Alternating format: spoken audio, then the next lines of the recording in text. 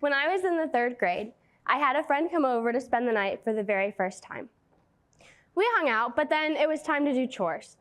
And she got to feed a baby calf for the very first time. And she told me, "I wish I lived on a farm. This is so cool." Now, 3rd grade me thought that was stupid. Who would want to live on a farm? All I did was get stinky and dirty, and it wasn't anything special. But that day, I learned that my life is special, and that it's not as ordinary as I previously thought. According to the USDA, there were 3.4 million farm workers and producers in 2022. That's less than 2% of the entire US population. Close your eyes for me and picture a farmer, just your average farmer. You can open your eyes. Does it look something like this? That's my dad, on the day of the eclipse, actually. So only 36% of those 3.4 million farm workers and producers are women. That's 1.2 million. And of those original 3.4 million, only 9% are under the age of 35. That's 306,000, or 0.09% of the total population in America. I am proud to be part of such a small section of the American population and to be able to take my experiences and share them with you today. I haven't introduced myself yet. Hi, my name is Madalyn Thayer. I'm 19 years old, and I graduated from Bowling Green this past December with my bachelor's degree in communication. I am a farmer and in the process of raising 40 baby calves. I also have a produce business where I grow strawberries, sweet corn, and chrysanthemums. I grew up on a farm my entire life. It was a dairy farm up until I was in the 8th grade and turned into a feedlot operation. And agriculture is extremely important to me. I went to a very average public high school where I was one of the few youth who was involved in the agricultural world. This made me an advocate for agriculture very young, and I loved teaching my friends about agriculture and being the bridge between two very different worlds. So, what is the future of agriculture if there are only 3.4 million workers? A lot of people will say that it's the youth. A lot more people will say it's technology, it's self-driving tractors, it's AI. I believe that it's social media. Anyone can be an influencer these days, regardless of their profession, and people in agriculture are no exception.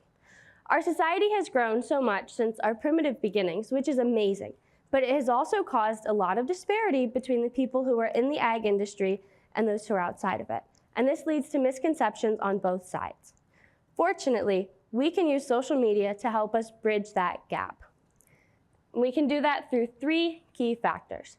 First, entertainment. Just something to get people interested and involved. Secondly, through encouragement. This is important for people in and out of the industry. And lastly, education, because we all need more. First up, entertainment. Back in the early 2010s, when parody videos were huge, the Peterson Farm Bros, which are a group of brothers from Kansas, started making parody videos. They made Chore to Katy Perry's Roar. I like to farm it as a parody to I like to move it. And their most famous one was Farming Style, a parody to Gangnam Style. This video got 18 million views, which is 6 times as many farm workers and producers as there are in the United States today.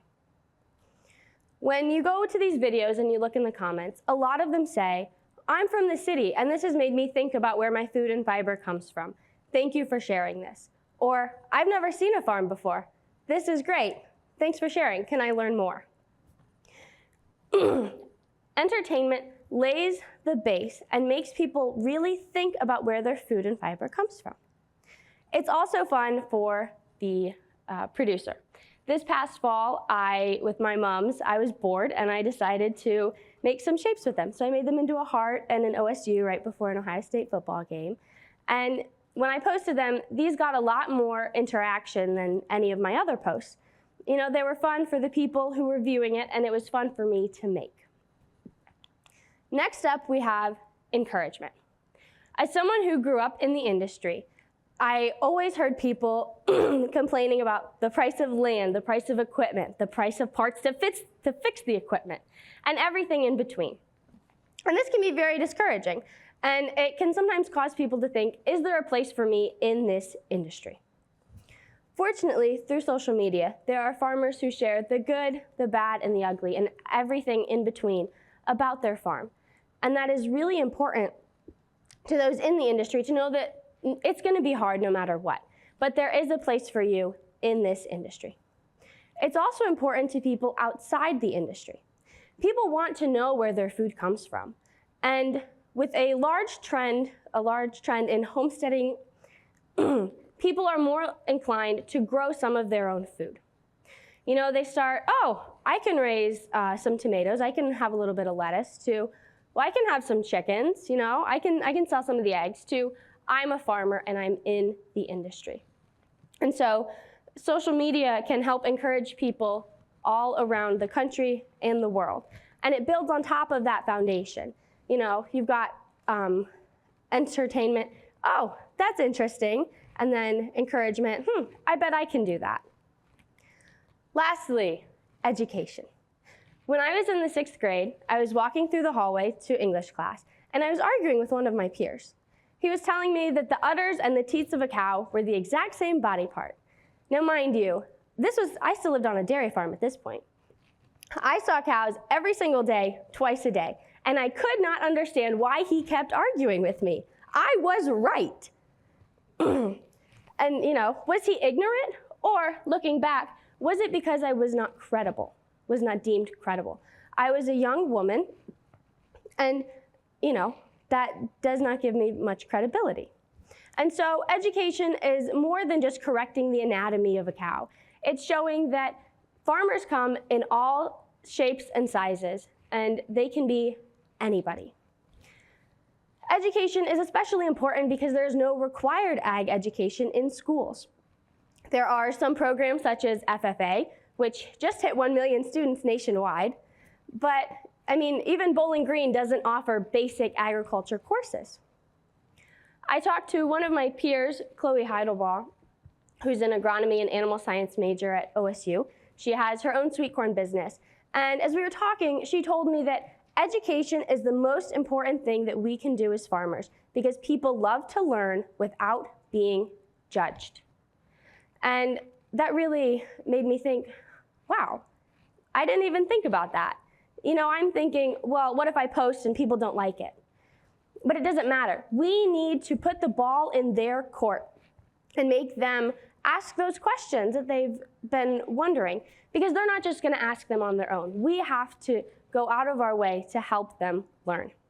She also said that we owe it to everyone to share our lives, no matter how many people see it. And it doesn't matter how many people see it, as long as it is good information, then there is no wrong. You don't have to go viral.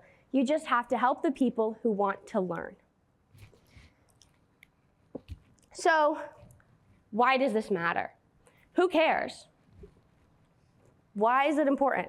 Well, taking away the fact that I'm a young farmer, taking away the fact that I'm a female farmer, taking away the fact that I'm in the agriculture industry, I care because I eat 3 meals a day. And most everyone in here eats 3 meals a day. And so we should all care about where our food comes from and how we can be better connected to our food even as our civilization continues to grow further and further away from those primitive agricultural beginnings. And so agriculture is the backbone of every society, and we cannot have a civilization without agriculture. Here are a few local farms that you can follow. We've got the Peterson Farm Bros on YouTube, MT Feed and Supply, that's mine. Two Girls Sweet Corn is a sweet corn business in Findlay. Lone Tree Farms is an organic beef direct-to-consumer business in Indiana. And Farm with Zoe. Zoe is a grain farmer in Central Ohio. Social media has completely transformed the ag industry, and we owe it to the industry to be as informed as possible. Whether that's by buying some of your meat and produce locally or following a farmer on social media and seeing their process, every piece of information you gather about the agricultural field helps both the producer and the consumer feel fulfilled in their work. Thank you.